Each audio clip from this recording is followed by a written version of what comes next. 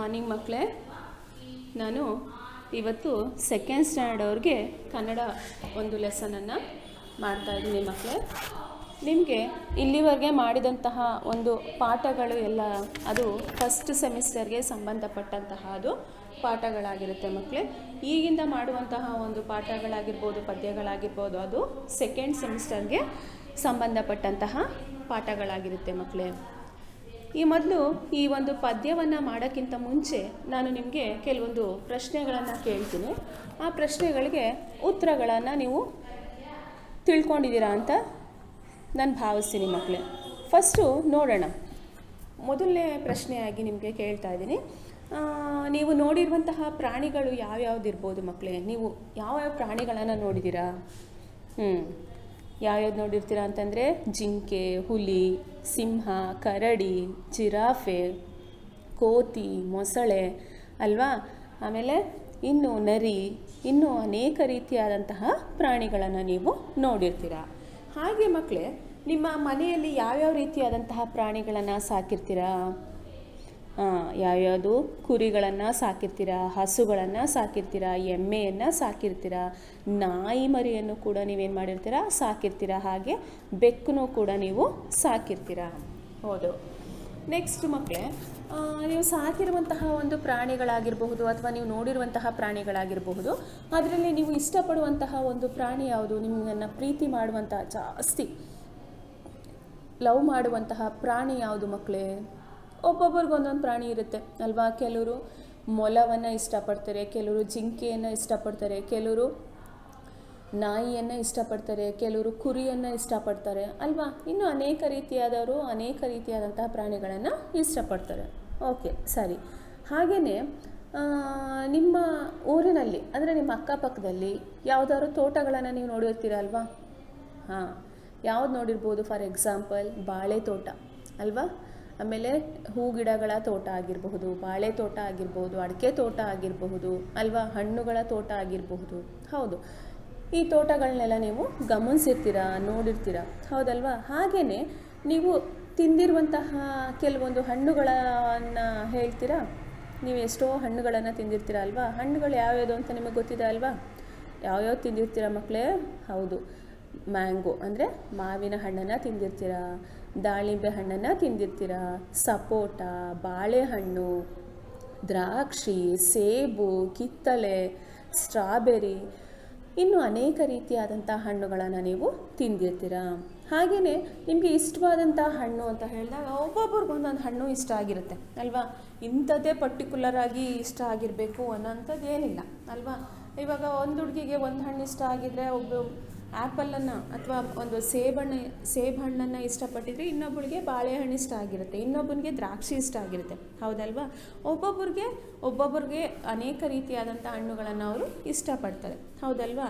ಏನಕ್ಕೋಸ್ಕರ ನಾನು ನಿಮಗೆ ಇಷ್ಟೊಂದು ಪ್ರಶ್ನೆಗಳನ್ನು ಕೇಳಿದೆ, ಹಣ್ಣುಗಳು ಯಾವುದು, ಪ್ರಾಣಿಗಳು ಯಾವುದು ಅಂತ ಹೇಳಿದರೆ ಮಕ್ಕಳೇ, ನಿಮಗೆ ಈ ಒಂದು ತರಗತಿಯಲ್ಲಿ ಕೊಟ್ಟಿರುವಂತಹ ಒಂದು ಪದ್ಯ ಯಾವುದಕ್ಕೆ ಸಂಬಂಧಪಟ್ಟದ್ದಾಗಿದೆ ಅಂತ ಹೇಳಿದ್ರೆ ಪ್ರಾಣಿಗಳಿಗೆ ಸಂಬಂಧಪಟ್ಟದ್ದಾಗಿದೆ. ಅಂದರೆ ಮಂಗ ಅನ್ನೋದು ಕೂಡ ಒಂದು ಪ್ರಾಣಿ, ಹೌದಲ್ವಾ? ಆ ಮಂಗಗಳ ಉಪವಾಸ ಅಂತ ನಿಮಗೆ ಒಂದು ಪದ್ಯವನ್ನು ಕೊಟ್ಟಿದ್ದಾರೆ. ಆ ಒಂದು ಕಾರಣದಿಂದ ನಾನು ನಿಮಗೆ ಈ ಪ್ರಶ್ನೆಗಳನ್ನು ಕೇಳಿದೆ ಮಕ್ಕಳೇ. ಈಗ ಉಪವಾಸ ಅಂತ ಹೇಳಿದ್ರೆ ನಿಮಗೆ ಗೊತ್ತಿದೆ ಅಲ್ವಾ? ಕೆಲವರು ಹಬ್ಬದ ದಿನ ಒಂದೊತ್ತು ಉಪವಾಸವನ್ನು ಇಟ್ಟಿರ್ತಾರೆ. ಯಾರು ಕೂಡ ಏನನ್ನು ಕೂಡ ತಿನ್ನೋದಿಲ್ಲ, ಹಾಗೆ ಹಸ್ಕೊಂಡು ಇರೋವಂಥದ್ದು ಅಲ್ವಾ ಮಕ್ಕಳೇ? ಹಾಗೆಯೇ ಅವರು ಒಂದು ಲೋಟ ಹಾಲು ಮತ್ತು ಒಂದು ಹಣ್ಣನ್ನು ಇಟ್ಕೊಂಡು ಕುಡಿದ್ಬಿಟ್ಟು ಉಪವಾಸವನ್ನು ಮಾಡ್ತಾ ಇರ್ತಾರೆ, ಹೌದಲ್ವಾ? ಹಾಗೆಯೇ ಇಲ್ಲೂ ಕೂಡ ಏನು ಮಾಡ್ತಾ ಇದ್ದಾರೆ? ಇಲ್ಲಿ ಒಂದು ಮಂಗಗಳ ಉಪವಾಸ ಅನ್ನೋದನ್ನು ಇಲ್ಲಿ ಏನು ಮಾಡ್ತಿದ್ದಾರೆ? ಕೊಡ್ತಾ ಇದ್ದಾರೆ. ಇಲ್ಲಿ ಏನು ಮಂಗಗಳ ಉಪವಾಸ? ಮಂಗಗಳೇನಕ್ಕೋಸ್ಕರ ಉಪವಾಸ ಮಾಡಿದ್ರು ಅಂದರೆ, ಇಲ್ಲಾದರೆ ಓಕೆ, ಏನು ಮನುಷ್ಯರಾದರೆ ಅವ್ರಿಗೆ ಅನೇಕ ರೀತಿಯಾದಂತಹ ಕಷ್ಟಗಳಿರುತ್ತೆ, ಆ ಕಷ್ಟಗಳನ್ನೆಲ್ಲ ಹೋಗಲಾಡ್ಸೋದಕ್ಕೋಸ್ಕರ ಅನೇಕ ರೀತಿಯಾದಂತಹ ವ್ರತಗಳನ್ನು ಮಾಡ್ಕೊಂಡಿರ್ತಾರೆ. ಅಂತಹ ವ್ರತಗಳಲ್ಲಿ ಉಪವಾಸವನ್ನು ಇದ್ದು, ಒಪ್ಪತ್ತನ್ನು ಇದ್ದು, ಹಣ್ಣನ್ನು ತಿಂದು ಉಪವಾಸವನ್ನು ಬಿಡ್ತಾರೆ ಅಲ್ವಾ? ಹಾಗೆಯೇ ಇಲ್ಲೂ ಕೂಡ ಪ್ರಾಣಿಗಳು ಕೂಡ ಉಪವಾಸ ಇರೋದನ್ನು ನಾವು ಈ ಒಂದು ಪದ್ಯದಲ್ಲಿ ಬರೆದಿದ್ದಾರೆ. ಯಾರು? ಮಚ್ಚಿಮಲೆ ಶಂಕರನಾರಾಯಣರಾವ್ ಅವರು ಈ ಒಂದು ಮಂಗಗಳ ಉಪವಾಸ ಅನ್ನೋ ಪದ್ಯವನ್ನು ಇಲ್ಲಿ ಬರೆದಿದ್ದಾರೆ. ನೋಡೋಣ ಮಕ್ಕಳೇ, ಏನು ಯಾವ ರೀತಿಯಾಗಿ ಉಪವಾಸ ಮಾಡಿದ್ದಾರೆ ಅಂತ. ಆಯಿತಾ? ಫಸ್ಟು ಈ ಪದ್ಯವನ್ನು ನಾನು ಏನು ಮಾಡ್ತೀನಿ ಅಂತ ಹೇಳಿದ್ರೆ ಓದ್ತೀನಿ ರಾಗವಾಗಿ, ಅದನ್ನು ಕೇಳಿಸ್ಕೊಳ್ಳಿ. ಆಮೇಲೆ ನಾನು ನಿಮಗೆ ಇದರ ಅರ್ಥವನ್ನು ನಾನು ತಿಳಿಸ್ತಾ ಹೋಗ್ತೀನಿ ಮಕ್ಕಳೇ. ಪಾಠ 11 ಮಂಗಗಳ ಉಪವಾಸ.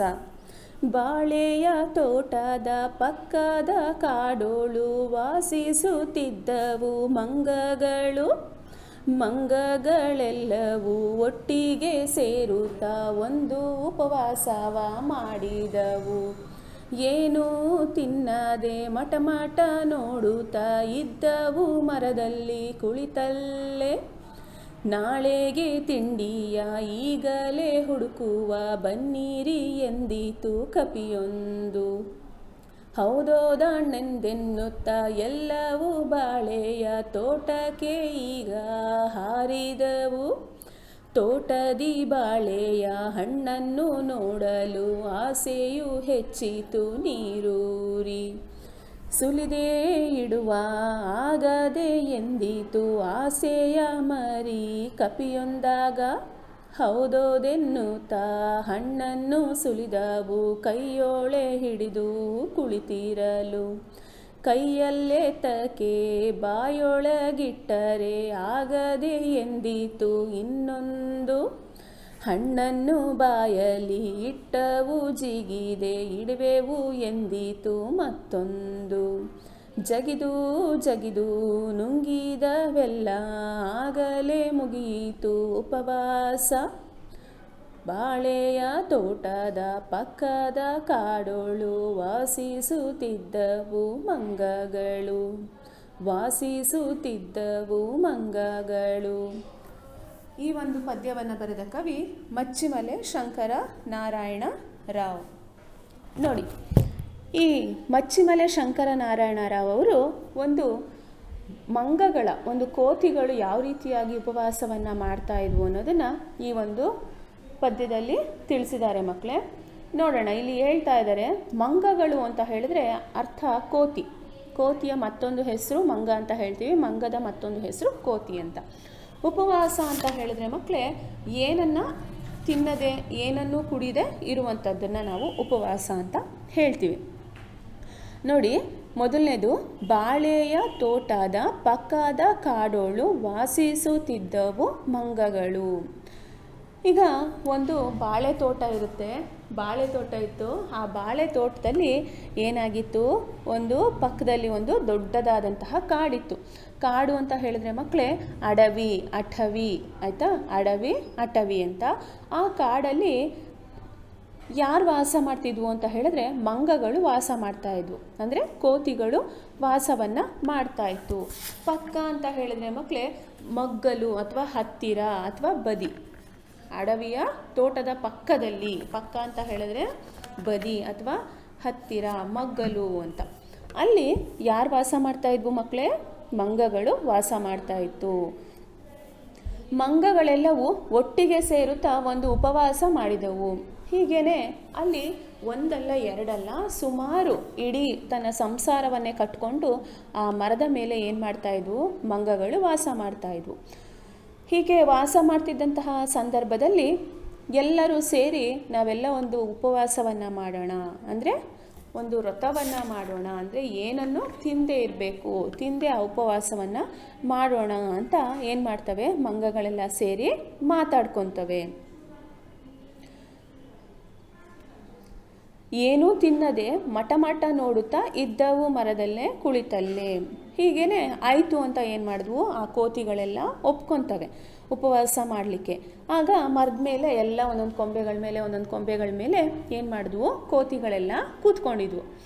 ಏನೂ ತಿಂದಿಲ್ಲ ಪಾಪ. ಅದು ಹಲಸಿನ ಹಣ್ಣು ತಿಂದಿಲ್ಲ, ಮಾವಿನ ಹಣ್ಣು ತಿಂದಿಲ್ಲ, ಯಾವ ಹಣ್ಣುಗಳನ್ನು ನೀರು ಏನು ತಿಂದೆ ಅದೇನು ಮಾಡಿದ್ದಾವೆ, ಕೂತ್ಕೊಂಡಿದ್ದಾವೆ ಕೊಂಬೆಗಳ ಮೇಲೆ. ಮಟ ನೋಡುತ್ತಾ, ಅಂದರೆ ಕಣ್ಣನ್ನು ಮಿಟುಕಿಸ್ತಾ ಏನು ಮಾಡ್ತಾ ಇದೆ, ಅವು ಒಬ್ಬೊಬ್ಬರನ್ನ ನೋಡ್ತಾ, ಜನರುಗಳನ್ನು ನೋಡ್ತಾ, ಬೇರೆ ಪ್ರಾಣಿಗಳನ್ನು ನೋಡ್ತಾ, ಹಣ್ಣು ಗಿಡಗಳನ್ನೆಲ್ಲ ನೋಡ್ತಾ ಅವು ಏನು ಮಾಡ್ತಾ ಇದ್ದಾವೆ, ಮರದಲ್ಲಿ ಕುಳಿತಿರೋ ಜಾಗದಲ್ಲೇ ಕೂತ್ಕೊಂಡಿದ್ದಾವೆ. ಇಲ್ಲಿ ನೋಡಿ ಬಹುವಚನ ರೂಪವನ್ನು ನೀವು ಗಮನಿಸಬಹುದು. ಮಂಗ ಮಂಗಗಳು, ಕಾಡು ಕಾಡುಗಳು, ತೋಟ ತೋಟಗಳು, ಮರ ಮರಗಳು. ನಾಳೆಗೆ ತಿಂಡಿಯ ಈಗಲೇ ಹುಡುಕುವ ಬನ್ನಿರಿ ಎಂದಿತು ಕಪಿಯೊಂದು. ಒಂದು ಕೋತಿ ಏನು ಮಾಡ್ತು ಅಂತ ಹೇಳಿದ್ರೆ, ಸರಿ ಇವತ್ತು ನಾವು ಉಪವಾಸ ಇದ್ದೀವಿ, ಈ ಉಪವಾಸ ಹೀಗೆ ಇರಲಿ, ನಾಳೆಗೇನಾದ್ರು ಬೇಕಲ್ವಾ, ನಾಳೆ ತಿಂಡಿ ಏನಾದ್ರು ಹುಡುಕ್ಲೇಬೇಕಲ್ವಾ, ಬನ್ನಿ ಹುಡ್ಕೋಣ, ಸರ್ಚ್ ಮಾಡೋಣ, ನಾಳೆಗೆ ನಾವು ಇವತ್ತಿಂದನೇ ಹೋಗಿ ಶೇಖರಣೆ ಮಾಡಿ ಇಟ್ಕೊಳ್ಳೋಣ ಬನ್ನಿ ಅಂತ ಹೇಳಿಬಿಟ್ಟು ಒಂದು ಕಪಿ ಏನು ಮಾಡ್ತು, ಆ ಉಳಿದಂತಹ ಕಪಿಗಳಿಗೆ ಹೇಳುತ್ತೆ. ಹೌದೌದಣ್ಣ ಎಂದೆನ್ನುತ್ತಾ ಎಲ್ಲವೂ ಬಾಳೆಯ ತೋಟಕ್ಕೆ ಹಾರಿದವು. ಹೌದು ಹೌದು ಅಣ್ಣ, ನೀನು ಹೇಳಿದ್ದು ಸರಿ ಅಣ್ಣ, ನಾವು ಏನು ಮಾಡೋಣ, ಇವಾಗ ಎಲ್ಲರೂ ಎಲ್ಲೋಗೋಣ, ನಾವು ತಿಂಡಿಯನ್ನು ಒಂದು ಆಹಾರವನ್ನು ಹುಡುಕಬೇಕು ಅಂತ ಹೇಳಿದ್ರೆ ಪಕ್ಕದಲ್ಲಿರುವಂತಹ ಒಂದು ಬಾಳೆ ತೋಟಕ್ಕೆ ಹೋಗೋಣ ಬನ್ನಿ ಅಂತ ಹೇಳ್ಬಿಟ್ಟು ಏನು ಮಾಡ್ತವೆ ಕಪಿಗಳು, ಆ ಒಂದು ಕಪಿಗಳ ಸೈನ್ಯವನ್ನು ಕರ್ಕೊಂಡು ಎಲ್ಲವೂ ಹೋಗ್ತವೆ. ಎಲ್ಲಿಗೆ ಹೋಗ್ತವೆ? ಬಾಳೆಯ ತೋಟಕ್ಕೆ ಹೋಗ್ತವೆ. ಅಂದರೆ ಬಾಳೆಹಣ್ಣು ತಿಂತೀವಲ್ವ, ಆ ಹಣ್ಣಿನ ಒಂದು ತೋಟಕ್ಕೆ ಹೋಗ್ತವೆ. ತೋಟದಿ ಬಾಳೆಯ ಹಣ್ಣನ್ನು ನೋಡಲು ಆಸೆಯು ಹೆಚ್ಚಿತು ನೀರೂರಿ. ಆ ತೋಟದಲ್ಲಿ ಹೋಗ್ಬಿಟ್ಟು ಬಾಳೆಹಣ್ಣುಗಳನ್ನೆಲ್ಲ ನೋಡ್ತಾ ನೋಡ್ತಾ ನೋಡ್ತಾ ಏನಾಯಿತು ಅಂತ ಹೇಳಿದ್ರೆ ಬಹಳ ಆಸೆ ಹೆಚ್ಚಾಗುತ್ತೆ. ಬಾಯಲ್ಲಿ ಏನು ಬರ್ತಾ ಇದೆ, ಆ ಕೋತಿಗಳಿಗೆ ಬಾಯಲ್ಲಿ ನೀರು ಬರ್ತಾ ಇದೆ. ಈಗ ಫಾರ್ ಎಕ್ಸಾಂಪಲ್ ಮಕ್ಕಳೇ, ಈಗ ನಾವು ಕೂಡ ಯಾವುದಾದ್ರು ಒಂದು ಸ್ವೀಟನ್ನು ತಂದಿಟ್ಬಿಟ್ಟು ಅಥವಾ ಯಾವುದಾದ್ರು ನಿಮ್ಗೆ ಇಷ್ಟವಾಗಿರೋ ಒಂದು ಸ್ವೀಟನ್ನು ತಂದಿಟ್ರೆ ಆಗ ನಿಮ್ಗೇನಾಗುತ್ತೆ, ಪಾಠ ಮಾಡ್ತಾ ಇದ್ದಾಗ ಆ ಸ್ವೀಟನ್ನು ನೋಡಿ ಬಾಯಲ್ಲಿ ನೀರು ಬರುತ್ತೆ ಅಲ್ವಾ. ಹಾಗೆಯೇ ಉಪ್ಪಿನಕಾಯಿಗಳನ್ನು ಕೈಲಿಟ್ಕೊಂಡಿದ್ದಾಗ ಅದನ್ನು ನೋಡಿದ ತಕ್ಷಣ ಏನಾಗುತ್ತೆ, ಕೆಲವರಿಗೆ ನೆಲ್ಲಿಕಾಯಿ ಅದನ್ನೆಲ್ಲ ನೋಡಿದಾಗ ಬಾಯಲ್ಲಿ ನೀರು ಇರುತ್ತೆ ಅಲ್ವಾ. ಹಾಗೆಯೇ ಇಲ್ಲೂ ಕೂಡ ಏನಾಯಿತು, ಪಕ್ಕದಲ್ಲಿರುವಂತಹ ಒಂದು ಬಾಳೆಯ ತೋಟಕ್ಕೆ ಭೇಟಿಯನ್ನು ನೀಡಿದಂತಹ ಈ ಕಪಿಗಳ ಸೈನ್ಯ ಅಲ್ಲಿ ಬಿಟ್ಟಿರುವಂತಹ ಈ ಒಂದು ಬಾಳೆಹಣ್ಣನ್ನು ನೋಡಿ ಆ ತುಂಬ ಆಸೆ ಆಯಿತು ತಿನ್ನಬೇಕು ಅಂತ. ಜೊತೆಗೆ ಬಾಯಲ್ಲಿ ಏನು ಬಂತು ಮಕ್ಕಳೇ, ಅಲ್ಲಿ ನೀರು ಕೂಡ ಬಂತು. ಆಸೆ ಅಂತಂದರೆ ಇಷ್ಟ ಅಂತ ಮಕ್ಕಳೇ. ಆಸೆ ಅನ್ನೋ ಪದಕ್ಕೆ ವಿರುದ್ಧ ಪದ ದುರಾಸೆ. ಸುಲಿದೆ ಇಡುವ ಆಗದೆ ಎಂದಿತು ಆಸೆಯ ಮರಿ ಕಪಿಯೊಂದಾಗ. ಅಯ್ಯೋ, ಹೇಗಾದರೂ ಮಾಡಿ ಈ ಒಂದು ಹಣ್ಣನ್ನು ನಾವು ಸಿಪ್ಪೆ ತೆಗೆದು ಸುಲಿಯೋದು ಅಂತ ಹೇಳಿದ್ರೆ ಸಿಪ್ಪೆ ತೆಗಿಯೋದು ಅಂತ, ಆ ಸಿಪ್ಪೆ ತೆಗೆದು ನಾವೇನು ಮಾಡೋಣ, ಈ ಹಣ್ಣನ್ನು ತಿನ್ನೋಣ ಬಾ ಅಂತ ಹೇಳಿಬಿಟ್ಟು ಏನು ಮಾಡಿಬಿಡ್ತು, ಅಲ್ಲಿರುವಂತಹ ಒಂದು ಚಿಕ್ಕದಾದಂತಹ ಕಪಿ, ಅಂದರೆ ಮರಿ ಕಪಿ ಅಂತ ಹೇಳಿದ್ರೆ ಚಿಕ್ಕ ಮಗು ಕಪಿ ಅಂತ ಹೇಳ್ತೀವಲ್ವ, ಆ ಮಗು ಕಪಿಯನ್ನು ಮರಿ ಕಪಿ ಅಂತ ಹೇಳ್ತೀವಿ. ಆಸೆಯನ್ನು ಪಾಪ ಅದು ಇಟ್ಕೊಳ್ಳೋಕ್ಕೆ ಆಗಲಿಲ್ಲ, ಬಂದು ಒಂದು ಹಣ್ಣನ್ನು ಸಿಪ್ಪೆ ತೆಗೆದು ತಿನ್ನೋಣ ಬಾ ಅಂತ ಹೇಳೇ ಬಿಡುತ್ತೆ. ಹೌದೌದೆನ್ನುತ್ತಾ ಹಣ್ಣನ್ನು ಸುಲಿದವು ಕೈಯೊಳೆ ಹಿಡಿದು ಕುಳಿತಿರಲು. ಸರಿ ಅಂತ ಹೇಳಿಬಿಟ್ಟು ಏನು ಮಾಡಿಬಿಟ್ಟು ಪಾಪ ಆ ಕಪಿಗಳು ಆ ಕೈಯಲ್ಲಿರುವಂತಹ ಒಂದು ಹಣ್ಣನ್ನು ಇಟ್ಕೊಂಡು ಆ ಕೈಯಲ್ಲಿರುವಂಥ ಹಣ್ಣಲ್ಲಿರುವಂಥ ಸಿಪ್ಪೆಯನ್ನು ಸುಲಿದೆ ಬಿಡ್ತು. ಸುಲಿದ್ಬಿಟ್ಟು ಏನು ಮಾಡ್ತು, ಕೈಯಲ್ಲಿ ಹಿಡ್ಕೊಂಡು ಕುಳಿತ್ಕೊಂತು.